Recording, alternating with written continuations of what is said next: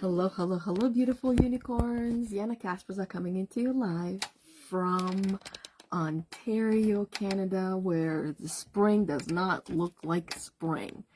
And my stand does not want to operate properly right now. There we go. Fixed it. Good enough. Like I said, Yana Kasperczak, I am a little bit, as you can probably tell, a little bit off today, as I have been for a little while, going through the motions and emotions. But I'm here as your spiritual awakening core energy coach, helping you to get your shit together so you can break free from that mental prison that you find yourself in and build a life and a business that you're not only proud of, but are excited to wake up to every single day. Or at least happy to wake up to every single day. So, as some of you know, I have been contemplating back and forth with the decision of what we're going to be doing with our senior cat, who is just over 16 years old at this age, and it has been becoming a lot more clear, a lot more evident to. It's going to be any one of these days, and the suffering is up to us to end. It's just when you see your animal no longer there and just the vessel, it's hard. So that's what I've been dealing with this morning and for a little while, but this no perfect time, no more than perfect time than now to talk about the mental prison, where my mental prison today is witnessing my cat, watching him and observing him, and punishing myself and replaying all the things that, you know, the good things in his life, and at the same time envisioning the end. It's like, you know, when you're getting ready for a test and you know a test is coming and you feel a lot of things when that test is coming and you're preparing for it mentally. So that is a mental prison, by the way, that we all get into once in a while, and it keeps us trapped in there, or trapped in a negative way, but it still can keep us trapped in there for a little bit. Or we can learn from it and grow from it. So I have been getting in touch with my emotions, as you can tell, and I will continue to do that throughout the day and throughout the next couple of days, because it's going to have to happen in the next couple of days. Watching him practically fall down the stairs and catch him is not easy. Watching him not have very much control of his back legs is not easy. And watching him walk in circles is definitely not easy.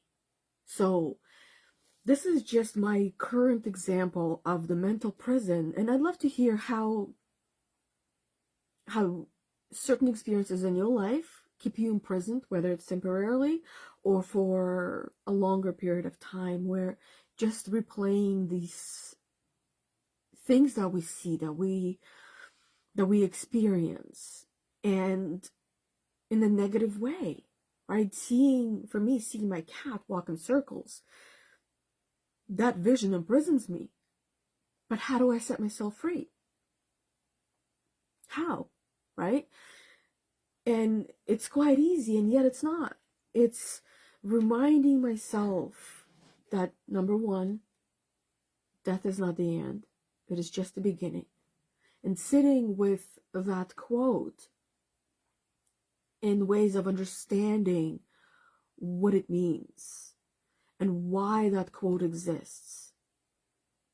The depth of the meaning of death is not the end, it is the beginning. That we are set free and we're able to go on to the next stage of our soul's evolution. And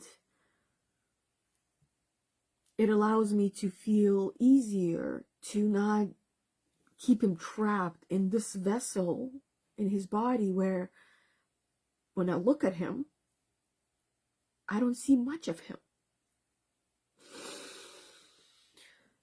So that's just one example. But I wanted to talk about 11 powerful ways, because in each one I can talk about, and I can use this one example with what I'm going through right now. And it's not just me who's going through it, right? The kids are aware this is going to be soon. My husband is also aware, and he is strong, but yet feels, right? It's all catching up. Okay, so let me open up. I don't see any comments on here. Where's my... Let me open up the group to make sure that I see the messages or comments that are going through. Come on, open up. Oh my God, it's so frustrating how... There we go. Hey Rebecca, how are you doing? Yeah, just with my cat. Rebecca says, what happened? I just joined. I'm so sorry. And then, hey Debbie, was on here as well. I'm so sorry. Hugs. Thank you. I appreciate it. As I'm sure you ladies have been through similar things, or might be going through similar things with your loved ones, right? With a pet, with people as well, and all of these things that we're going through. It's training. It's the ultimate exam. I've lost pets in different ways, and I've experienced that grief, and I didn't know how to process it. Whereas now I know how to process grief, so that way it does not take away the zest for life and does not turn into anxiety. Anxiety is unhealed grief, and I'm not going down that route or that road again. So doing what I know to the best of my abilities, and then learning more and more and more as I go, as more things keep coming up. So the first powerful way that our mind keeps us imprisoned is that negative self-talk. I'm sure you're very familiar with that negative self-talk that you have.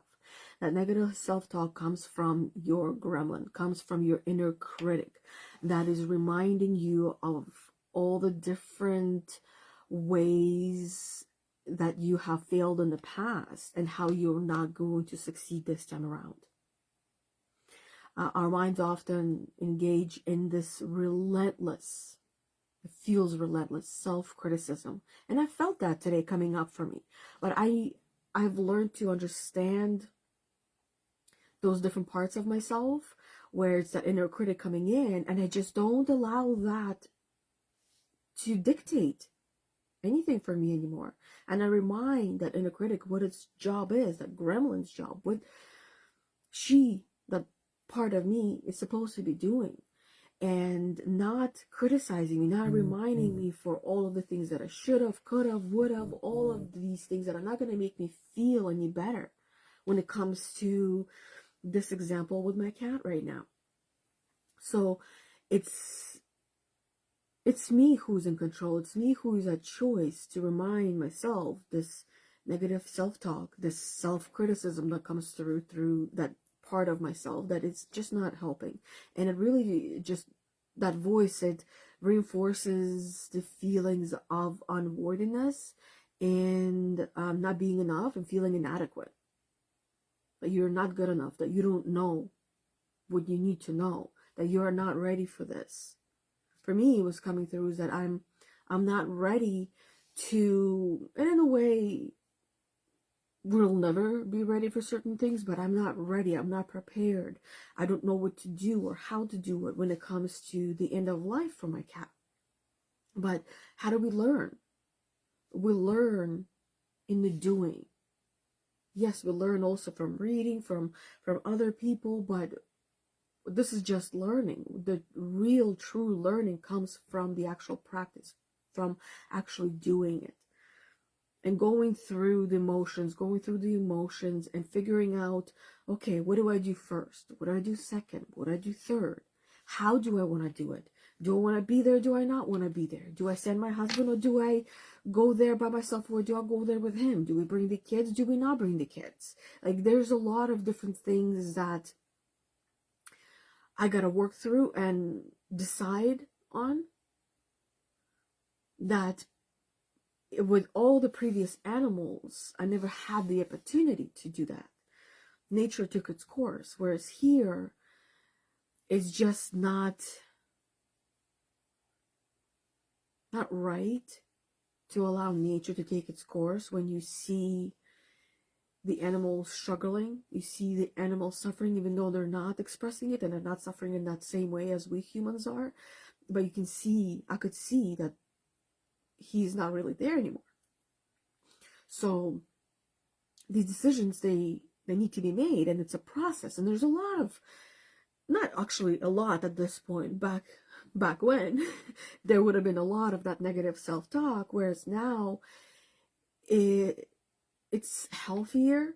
Yes, I still catch that negativity trying to come through, but I remind myself that no, thank you, we're not going there. And the constant beating up, the constant negative self-talk, it takes away at our self-esteem. It can erode our self-esteem and either stop or really hinder personal growth.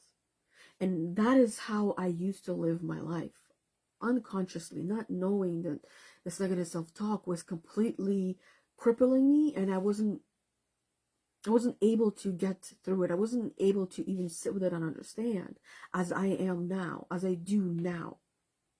And what better time to do that than in the midst of it, right? Because this is the only time I get to practice it, and you guys get to witness it, right? Part of me wanted to cancel the live today because there's a lot going on internally, but I thought this is a perfect example to show you all that even though I consider myself an expert in this field, that I am still a human being, and I get to share the process with you and talk about these different mental blocks, these 11 ways that keep all of us trapped in our heads, in our minds. So that's one. The second one is I can't do it, which is a limiting belief. Limiting myself to the things that I can or cannot do. Telling myself that I can't do it, that I am not capable of being there for my cat, with my cat at the end of life, when I have always been his person, no one else. So it would be selfish of me to not be there for him during his last moments, during his hard time, when he has been here for me. So, and this is one of the other decisions I've been avoiding making, because I knew that when the time came, I decided no, that it would come to me. So that is what I had decided, that now I will be there with him in the last moments. But the reason why I didn't want to is because with our dog, Zeus, that passed away on my 30th birthday, I watched him go. He had a heart attack, and I was there watching it all happen. All of our lives are full of little and big traumas. And also, traumas are opportunities for growth and evolution and to learn. That is the ultimate personal development and personal growth that we get to go through. that life is providing for us. So even though it was hard for me with Zeus, and I know it's going to be hard for me with Ramses, but at the end of my life, would I regret not being there? Or would I regret being there? I would regret not being there. So, as I live my life with the end in mind, I don't want to have any regrets. So I'm going to be there, even though it's going to be hard, but I know I will learn a lot. And so with limiting beliefs, they are, let me see what I wrote down here in the midst of all this. I took a few little notes. So with limiting beliefs, they are deep. They're deep within ourselves. They're deeply ingrained beliefs within ourselves about ourselves, and the world can act as, like in the world that we're living in, what it tends to happen is that it can become this invisible barrier, this invisible wall, constraining and restraining our actions and preventing us from reaching our full potential, because we limit ourselves. We believe that we can't, so we'll limit ourselves. I would have limited myself, because if I continued, comparing myself to myself, this is all we can do. We can compare ourselves to a previous version of ourselves, or the previous version of ourselves. And I can compare myself to the version of myself when Zeus passed away. Is that version of me simply would not be able to watch another animal go. But this version of me is strong enough to even come on this live and share my current state and the journey with each and every one of you, and allowing you to watch the process, right, and learn through my own experience, my own current process. These limiting beliefs that we all have, all of us have limiting beliefs. They often stem from past experiences and societal conditioning. That these beliefs, these fears of a certain glass ceiling that has been passed on to us from our parents, from our friends, from all the loved ones, from teachers, from classmates, even from strangers through conversation, or even through movies that we watch, or if we hear even a podcast, someone talking about their fear, we hear their fear and it resonates with us, and unconsciously starts to become our own fear, because previously we're not even aware of that. It's like telling our kids, when you're trying to teach your kids potty training, that, oh, don't be scared of the monster in the toilet, it's not going to get you. The child didn't even know that it was possible that there could potentially be a monster in a toilet. And now we have just given them information, but tried to be helpful, that there could potentially be a monster in a toilet. So the child starts to become fearful of the toilet because of this helpful tactic of, let me tackle this fear that you might have, when the child didn't even have that fear, wasn't even aware of that. Number 3 is fear of failure. The fear of failure can paralyze us. It used to paralyze me like for weeks on end over simplest of things, preventing us from taking risks and pursuing our goals and pursuing our dreams, and even preventing us from showing up for ourselves daily, or for our families, or for our friends. Most importantly, for ourselves. It keeps us trapped in our comfort zones, robbing us of opportunities for growth and opportunities for success. Fear of failure. How would I interpret this fear of failure with this experience that I'm going through? My fear of failure was that I would come on here and I would not be able to speak at all, which was me limiting myself as well, that I was going to fail, that it was going to be a hot mess, that I wouldn't be able to put words together, that I was going to fail and ridicule myself publicly. Doesn't keep me as hostage as I used to anymore, because now I have learned that this is one of the, how can I express to each and every one of you my abilities, my capabilities, without showing you the process? This is my way of showing you the process through myself. If I could take on a client and do a live video with the client, I would, but most of the women, or all the women that I work with, all of those things that they're going through, they're private, and they're not even used to these live videos. It's a lot.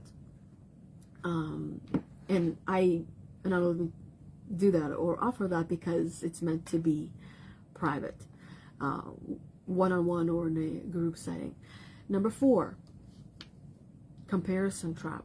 This one I know I talk about all the time, where this is where we can find ourselves constantly comparing ourselves to others. To others breeds feelings of inadequacy and resentment, where we start to find ourselves not feeling adequate, or starting to find ourselves resenting ourselves or resenting the other person, that someone is doing something better than I am and I am not good enough. It fosters a scarcity mindset. It can make the scarcity mindset flourish, like flourish in a negative way, where there's a lot of weeds that start to grow in your mind garden, where we believe there's not enough success or happiness to go around. That because she's happy, she's successful, I can't be. That it's limited to some people, and because I see others having it, I somehow can't have it. Keeping us stuck in a cycle of envy and self-doubt. So how would I apply this to what I'm going through right now? Is that this one actually I have not been experiencing, but I'll try to think of how. Is that seeing how somebody else, another woman who has lost a pet, was about to lose a pet and say goodbye to it, how she's handling it better than me. And that is just also, and the reason why I'm not doing this is because I know this is, a lot of it is assumptions, that assuming that someone is handling something better than me because they're not emotionally or externally expressing it. That does not mean that they are dealing with it better than I am. It just means that they have a different way of dealing with it. They have a different way of processing it.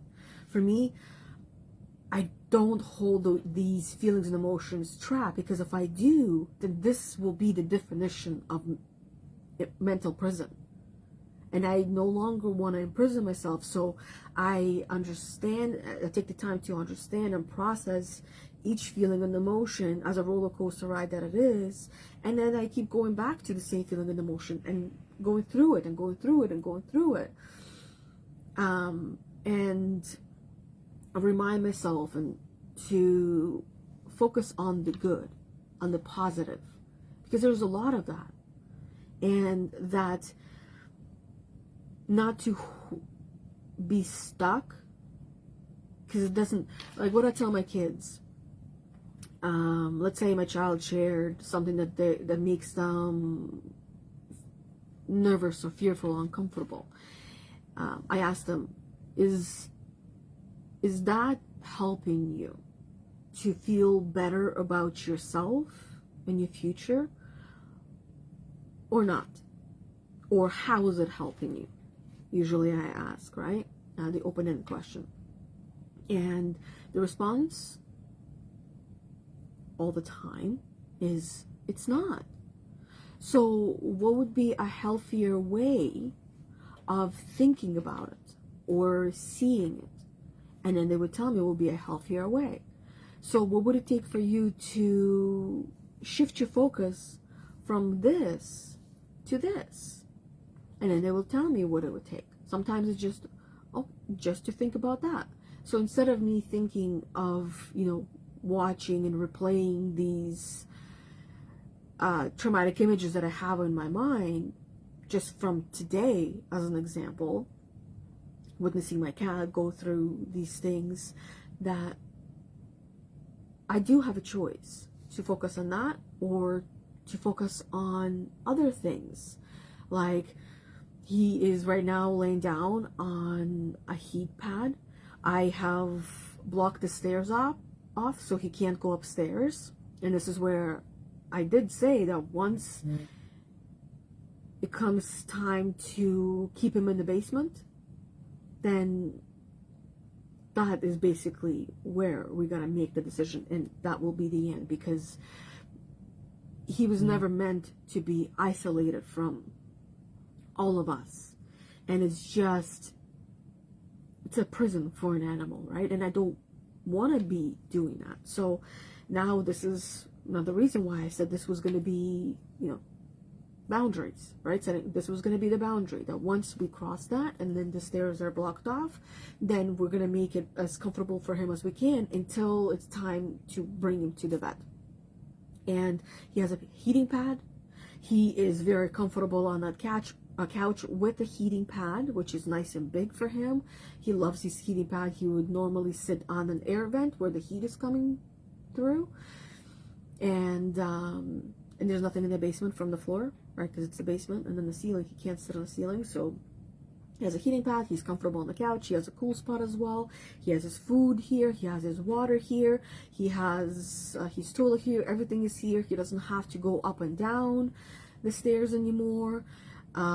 He also loves coconut oil, and it actually has been helping him tremendously. He had a swollen belly and from eating a lot of the wet cat food.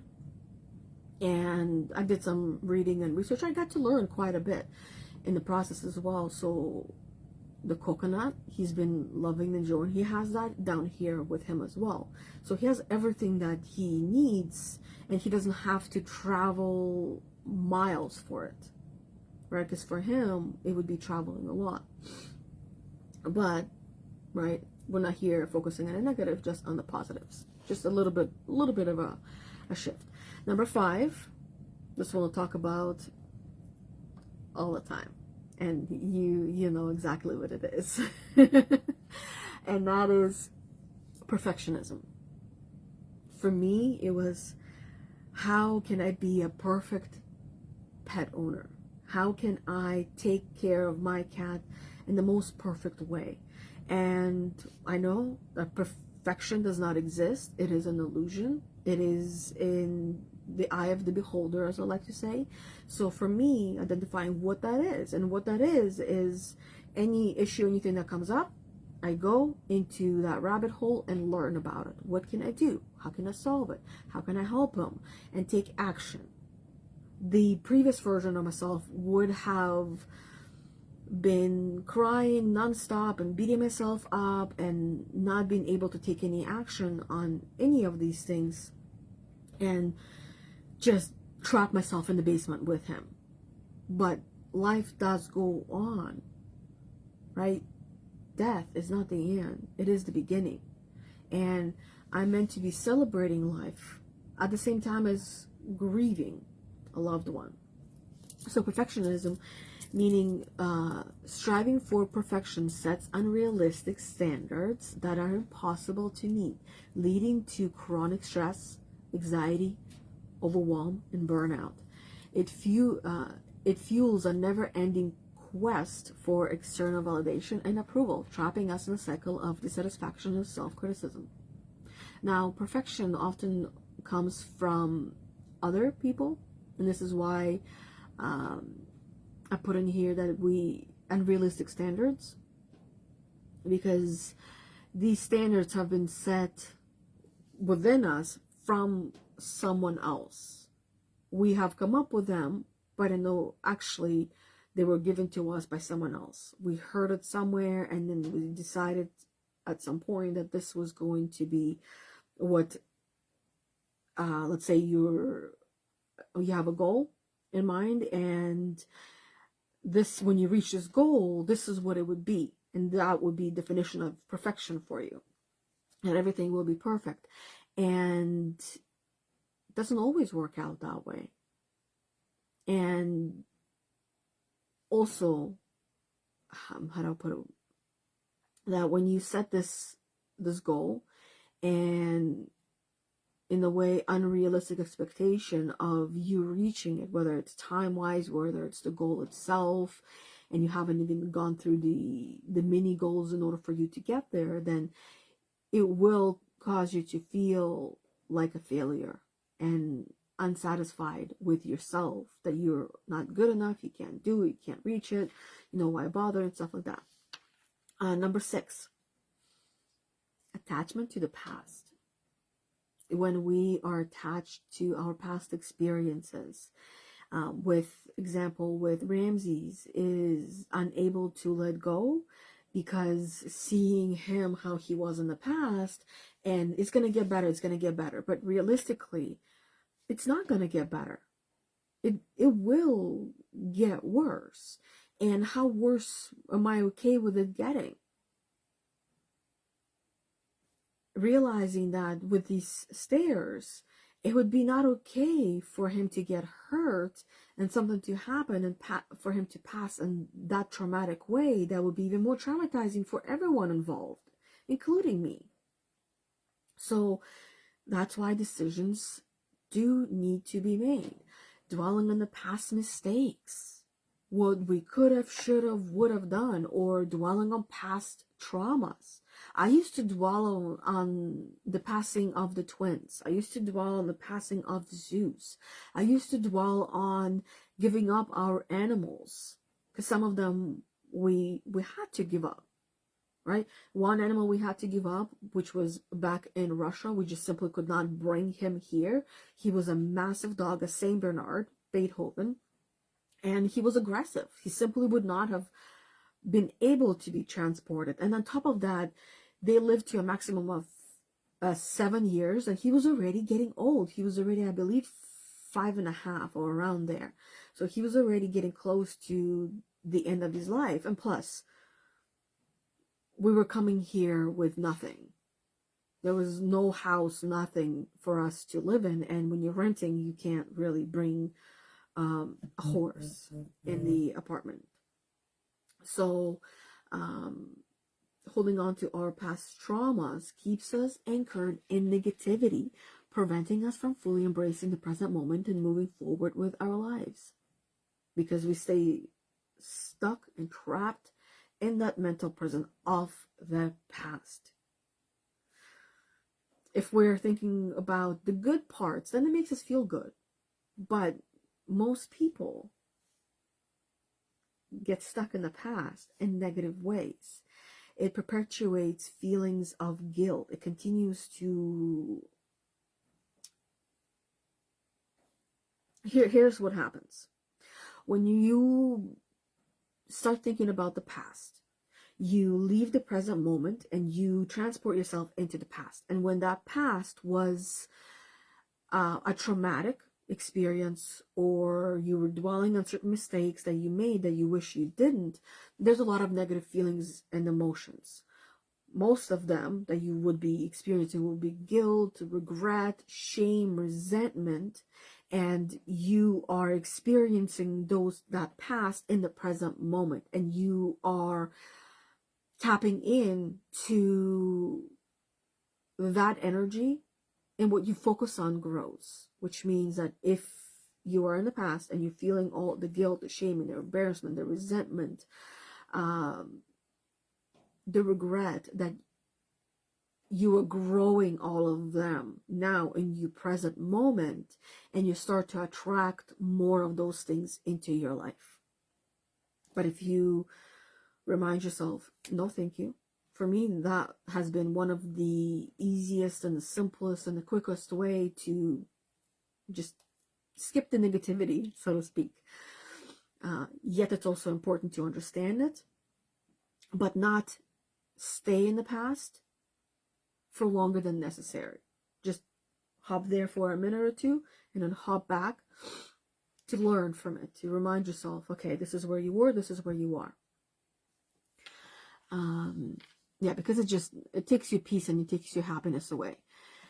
Worrying about the future, number 7, which is anxiety itself. When you're trying to look into the future and you're worrying about all these different things that are gonna go wrong, that are not gonna work out. Excessive worry and anxiety about the future rob us of the joy and spontaneity of the present moment. It creates a perpetual state of fear and uncertainty, preventing us from fully engaging with life and seizing opportunities for growth and fulfillment. Again, we're not in the present moment. We're trying to jump into the future. While we're doing so, not from the present moment, we're doing so from the past. We're skipping the present moment, and because we can't see the future from where we are right now. What we're doing energetically and mentally is we are trying to envision some kind of future, but it is based and rooted on our past and our past experiences. And that's why I say it is important to rewrite and also learn and understand from our past, so that way it is not seen and experienced in a negative way, but that there is a lot of hope, there's a lot of joy and happiness that is seen in the past, even in the most hardest moments. So worrying about the future, right? In this example, I would worry about the future in this way, that it is in the positive, that if we don't do anything right now with Ramses, it's only going to get harder for all of us, including Ramses himself. And then on top of that, him going to the bathroom, that is going to be affecting our health, right? Most of us, good girls, we would be okay with, if it's just affecting my health, then that's okay. I'm okay with that. But when it starts to affect everybody else around us, that's where we're like, oh, no, that's not okay. We'll draw the line there, right? There's boundaries when it comes to other people, but why? Why not put yourself and think of yourself as you would everyone else that you love and care about? Number 8, rigid thinking patterns.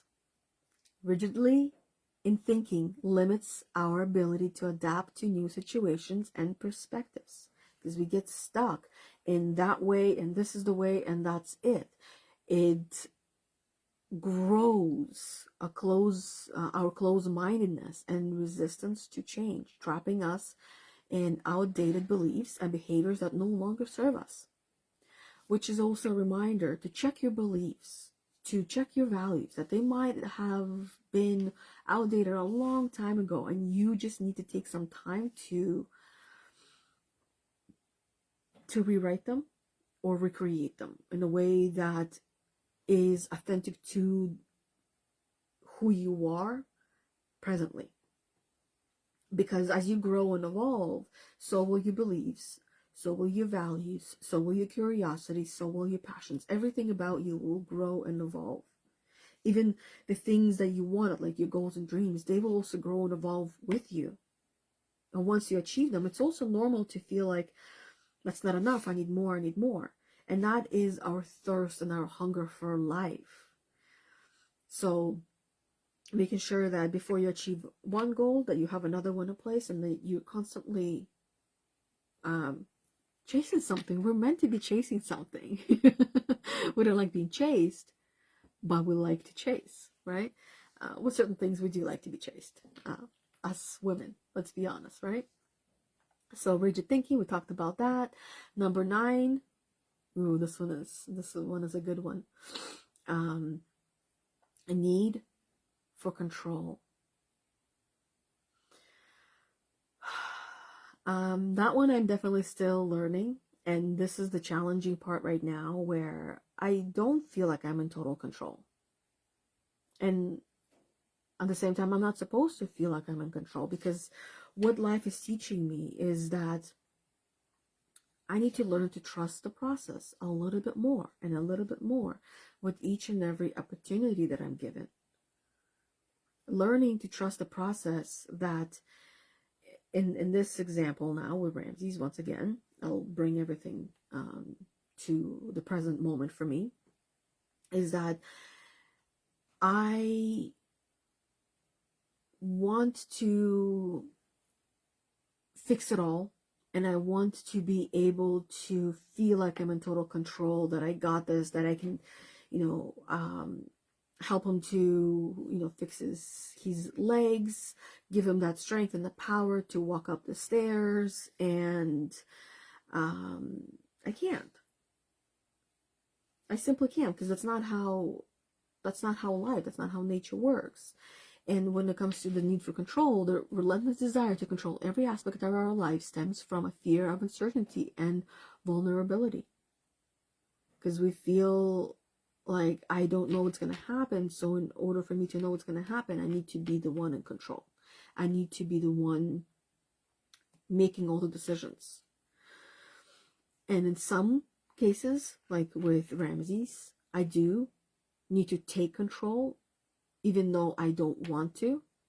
I want nature to take its course, but if I'm able to help and not continue the suffering, then why not? It leads to micromanaging behavior and inability to delegate, stifling creativity and innovation. It blocks us. It blocks our flow, because that need to be in control is catabolic energy, and it destroys and it takes away from us and from our present moment in our life. And it's stress, it's anxiety, it's negativity, and of course, number one, nobody enjoys that, and number two, that is going to cloud our minds, cloud our thinking, and it will be very difficult to even be creative in that state. It's also fight or flight that we can tap into. Number 10, approval seeking, where we're seeking approval or seeking validation from other people, seeking external validation and approval to validate our self-worth.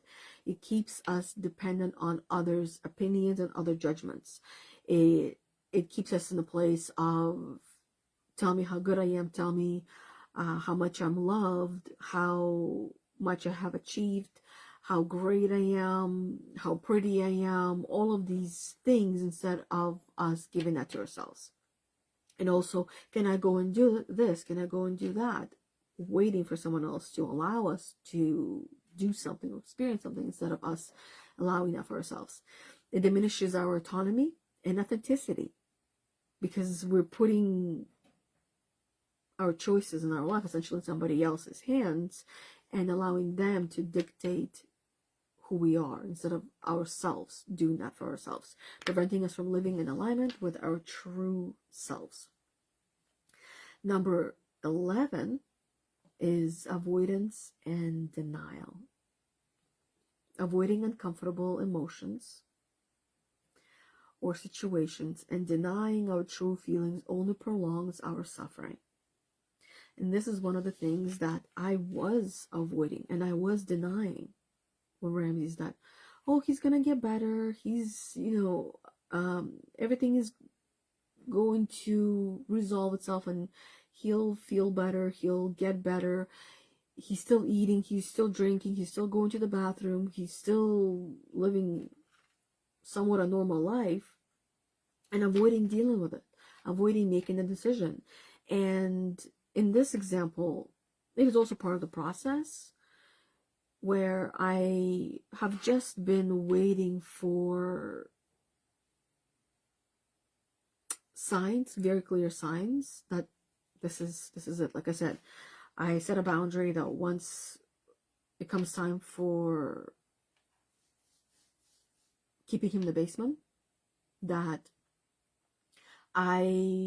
would be, now we can no longer avoid it, we can no longer deny it, it is time. Also with, if we see that he's really not there anymore, and it's just the vessel, just the body, just kind of like a zombie moving around, because he can't even see. He can barely see. He's walking into things as well. He can't hear, or at least he's not responding to any of that. So like, it's just now him walking to the food, to the water, to his coconut oil, to the bathroom, and then in circles, and then back and forth, just like a zombie.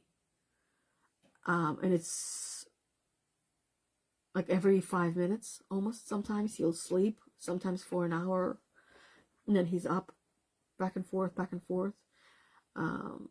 Perhaps there's also either dementia or Alzheimer's, as it would be seen in cats.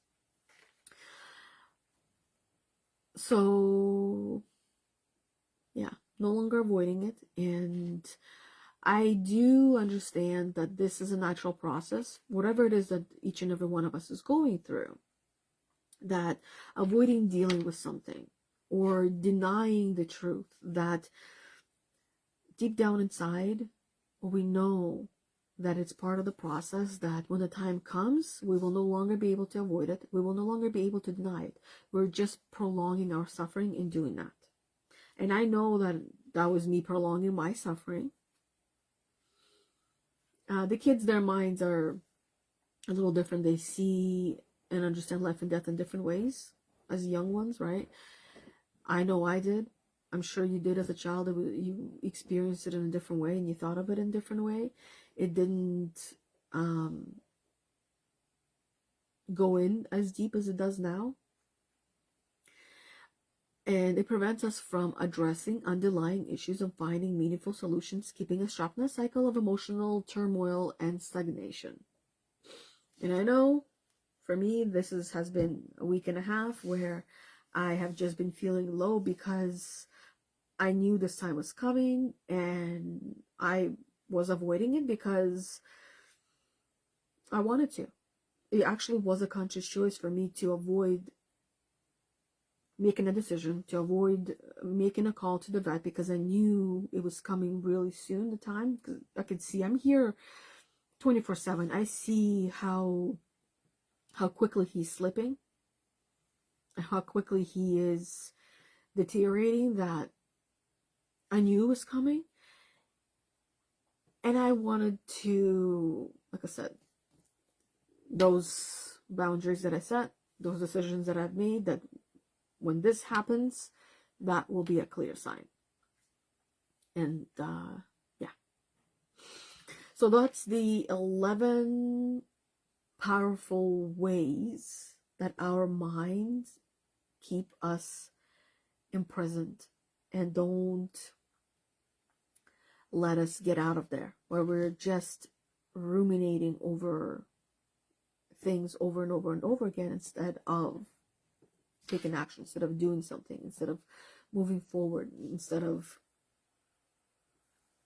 making a decision.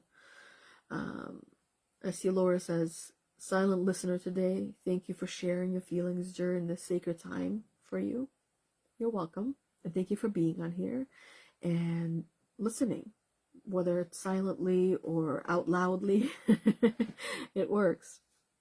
But it is definitely not an easy time or an easy experience, and it's not supposed to be. I wouldn't be an empath if this was easy. You get what I'm saying here? Without saying it, I wouldn't be an empath if this was easy. It's not meant to be easy.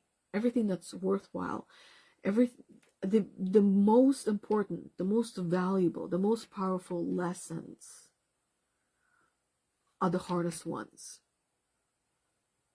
And I've learned a lot of them through my life, and this is not going to be the last lesson that life teaches me. And that's why I am thankful for you all in this group, and those of you who are either watching on replay, or those of you special that are on the live, however you're watching, that it's it's a lot to go through, and this has been helpful for me as well, to just express it and share it in a different way than I have had today with other people in my life. And I will continue to talk about it and share about it with some people here and there, because for me that is, and this is for most of us actually, it is how I heal. It is how I understand it more. It is how I learn from it more, by expressing it outwardly and sharing it with others, because other people have things of value to say about the experience that can be tremendously helpful to me as well.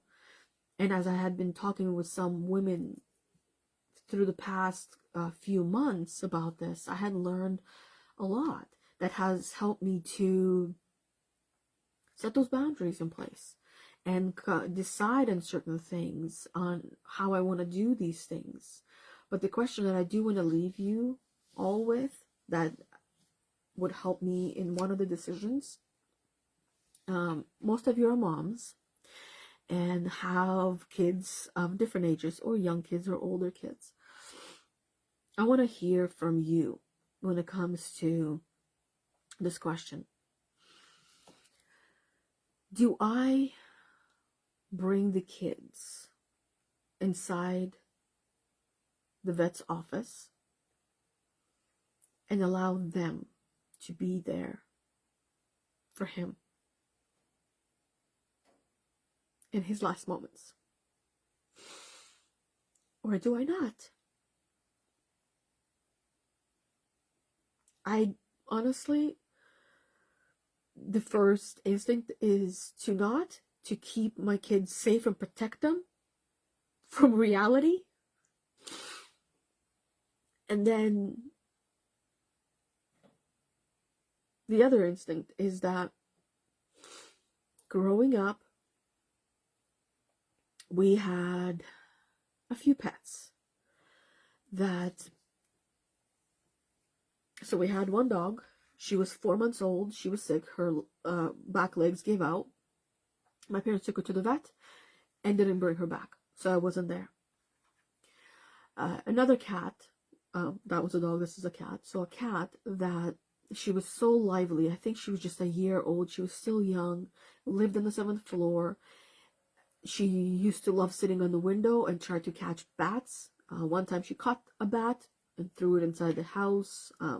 I got to hold it and then set it free to keep it safe from the cat, because the cat would have a different idea of what to do with this new toy.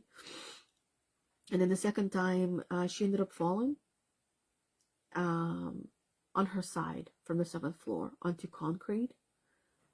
Managed to get up, run inside the building, and defecated on herself. And screaming. I was screaming and she was screaming. I was screaming running down and she was screaming from pain. And I took her, I brought her upstairs. I ran down the stairs, because I would run down the stairs super quickly. I still have dreams of how I would practically fly down the stairs from the 7th floor to the 1st floor. I would do it in 30 seconds. So quickly. Sometimes I'm just mesmerized by how wild I was. And I brought her upstairs, and my parents were at their friend's house, or at my aunt's house, my mom's sister's house. And so long story short, they came home. They sat in the living room, and my dad did what he knew he had to, and that it was to end the suffering. So I wasn't there. And then the other animals that we had, they were just given away, and I've heard of the end. For me, Zeus, my dog, was the first witness of the passing time, and that did a number on me, right? So this is where I don't know what number it might do on the kids, or if it's just also best to not let them watch their loved ones So yeah, that's the question that I have for you all. And honestly, it's I can't answer it. And part of me is like, well, maybe I should ask the kids what they think, what they want. And at the same time, perhaps not. Make a decision for them, because yeah, it's quite a lot. Rebecca says, I'm here for you. And grief is grief, especially holding the hand of a loved one when they leave their vessel. Yeah. It's hard. But I know that they go on to a different stage of their soul's evolution and growth, and different life, different experience, and that energy of their soul, their spirit, will always be here. It's the way that I would describe it, how I sense it. It's almost like, just think of the whole entire space, your room where you are, being filled with a bunch of like glitter floating around, tiny little sparkles, completely covering every space of the room. And that's what energy is. And when loved ones pass, they are within that space. They become those little glitter particles. I love glitter. I love shiny things. So let's put some glitter on this dark and deep conversation today. Definitely not the usual video I would do, but it is part of life. It is a process. This is how I'm processing, and like I said, this is me sharing this process out loud with each and every one of you, and allowing you into my world, as I do once in the blue moon, or more than the blue moon. And I love to hear your input. So that is all that I have for today. I'm gonna go with my day and get some things done that I have planned for myself to do today, because being busy is not a bad thing, especially in times like this, where it is a very powerful distraction that distracts me by busying my hands and my mind with other things, with other projects, that I will be able to see and feel and understand all of this in a different way, in a lighter way. It's like when you're feeling stuck, when you're feeling overwhelmed, busy yourself with other things that you love and enjoy, because you will get clarity by stepping away from this space of mind, or this state of mind where you're just hyper focusing on trying to make a decision or trying to find a solution. And by you doing that, you're almost like suffocating that decision or that clarity by moving away and doing something else, distracting yourself. You get the answers, you get the understanding that you have been waiting for and looking for. Anyways, that is all that I have. Thank you for each and every one of you. Laura, Rebecca, Debbie on here, and a couple of other. Caroline hopped on as well. Hannah was on here as well. Bethany, I saw, was watching. So thank you, each and every one of you who were in here live, watching on replay, the silent watchers, the interactive watchers, that hopefully this didn't